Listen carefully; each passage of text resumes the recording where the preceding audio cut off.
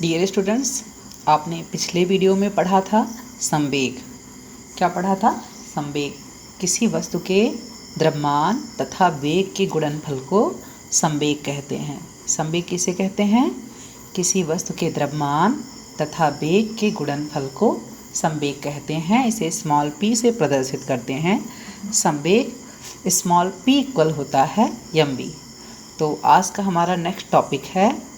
तो आइए हम अपना नेक्स्ट टॉपिक देखते हैं। आज का हम अपनी कॉपी निकालिए और आज का नेक्स्ट टॉपिक डालिए, संवेग संरक्षण का सिद्धांत। संवेग संरक्षण का सिद्धांत। Principle of conservation of momentum. Principle of conservation of momentum, संवेग संरक्षण का सिद्धांत। यदि दो अथवा दो से अधिक वस्तुओं के समुदाय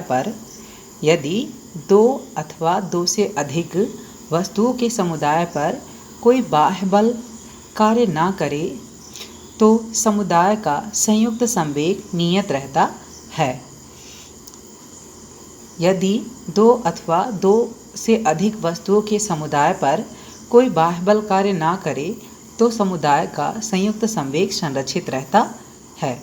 इसे संवेग संरक्षण का सिद्धांत कहते हैं।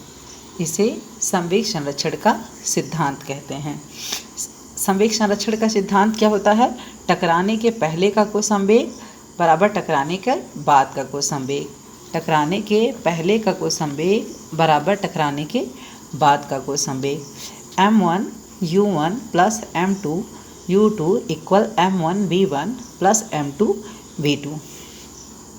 तो आइए हम देखते हैं कि हमें ये m1 u1 plus m2 v2 कहाँ से मिलेगा। इसके लिए आइए देखते हैं हम अपना नेक्स्ट टॉपिक, इसी संवेग संरक्षण सिद्धांत की प्रूफिंग। कैसे हम इसे प्रूव करेंगे? m1 u1 plus m2 u2 equal to m1 v1 plus m2 v2। अगर आपसे कोई पूछे कि संवेग संरक्षण का सिद्धांत किसे कहते हैं तो आप उसे बस इतना ही बता देंगे कि यदि दो अथवा दो से अधिक वस्तुओं के समुदाय पर कोई बाह्य बल कार्य ना करे तो समुदाय का संयुक्त संवेग नियत रहता है। इसे संवेग संरक्षण का सिद्धांत कहते हैं।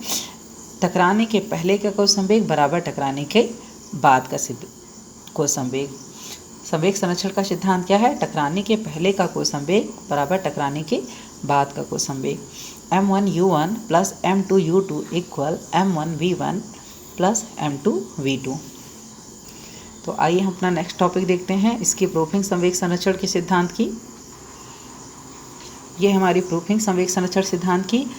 माना दो वस्तुएं हैं, एक का द्रव्यमान m1 तथा दूसरे का m2 है। माना m1 m2 द्रव्यमान की दो पिंड हैं, दो वस्तुएं हैं जिनके वेग क्रमशः u1 तथा u2 है।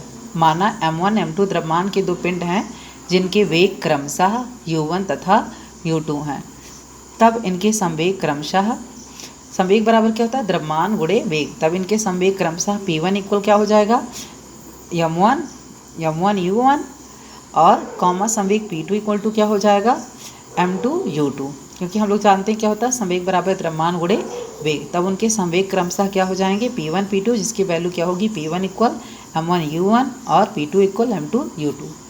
अब मान लेते हैं पिंड टकराकर एक दूसरे से अलग हो जाते हैं। अब जब दोनों पिंड एक दूसरे से टकराएंगे तो जाहिर सी बात है टकराने के बाद उनके वेग बदल जाएंगे।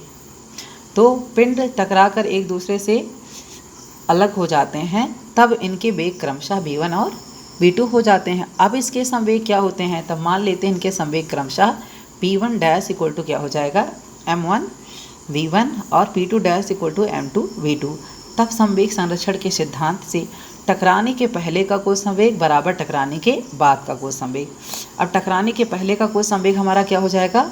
p1 प्लस p2 और टकराने के बाद का कुल संवेग हमारा क्या हो जाएगा? p1 dash plus p2 dash. तो टकराने के पहले का कुल संवेग बराबर टकराने के बाद का कुल संवेग। तो p1 plus p2 equal to p1 dash plus p2 dash. अब p1 की वैल्यू क्या रख देंगे? m1 u1 प्लस p2 की वैल्यू क्या है? m2 u2 equal p1 dash की वैल्यू क्या है? m1 v1 plus p2 dash की वैल्यू क्या है? m2 v2। अब हम इसमें क्या करेंगे? हम m1 की वैल्यू m1 की वैल्यू एक तरफ ट्रांसफ़र कर लेंगे और m2 की वैल्यू एक तरफ ट्रांसफ़र कर देंगे। अब देखिए यहाँ m1 u1 तो पहले से है, अब m1 b1 इधर पॉजिटिव है, इस साइड में ले आएंगे क्या हो जाएगा, निगेटिव हो जाएगा।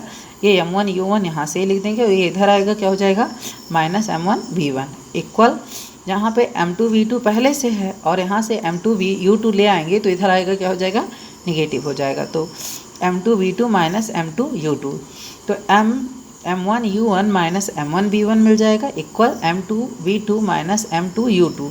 अब यहाँ से देखिए क्या कॉमन है हमें m1, तो m1 हम कॉमन लेंगे, ब्रैकेट में क्या बच जाएगा, यहाँ से u1 बच जाएगा माइनस यहाँ से v1 बच जाएगा इक्वल, इन दोनों से क्या कॉमन है, m2 कॉमन लेंगे तो यहाँ से ब्रैकेट में v2 बच जाएगा माइनस और यहाँ से हमारा क्या बच जाएगा, u2। अब इधर देखिए m1 u1 माइनस v1 है और यहाँ पे क्या है m2 v2 माइनस u2, यहाँ भी हमारा क्या हो जाए v1 माइनस u1, इसके लिए यहाँ से क्या करेंगे हम माइनस कॉमन ले लेंगे। जब माइनस आप कॉमन ले लेंगे तो जहाँ पे जो निगेटिव है वो पॉजिटिव हो जाएगा और जो पॉजिटिव है वो निगेटिव हो जाएगा, तो पॉजिटिव को आप पहले लिखेंगे तो माइनस साइन कॉमन लिए तो माइनस m1 और ब्रैकेट में क्या हो जाएगा v1 minus u1 equal m2 यहाँ पे v2 माइनस u2। इस तरह से आप अथवा करके इसे भी बता सकते हैं संवेग संरक्षण सिद्धांत के अनुसार कि माइनस m1 ब्रैकेट में v1 minus u1 equal m2 और ब्रैकेट में v2 माइनस u2। लेकिन यदि कोई आपसे पूछता है कि संवेग संरक्षण का सिद्धांत किसे कहते हैं, उसका सूत्र क्या होता है, तो आप उसे इतना ही बता देंगे कि यदि दो या दो से अधिक वस्तुओं के समुदाय पर कोई बाह्य बल कार्य ना करे तो समुदाय का संयुक्त संवेग संरक्षित रहता है, इसे संवेग संरक्षण का सिद्धांत कहते हैं। टकराने के पहले की वस्तुओं का टकराने के पहले का कोई संवेग, टकराने के पहले का कोई संवेग बराबर टकराने के बाद का कोई संवेग। सूत्र आप इसे इतना बता देंगे m1 u1 plus m2 u2 equal m1 v1 plus m2 v2, या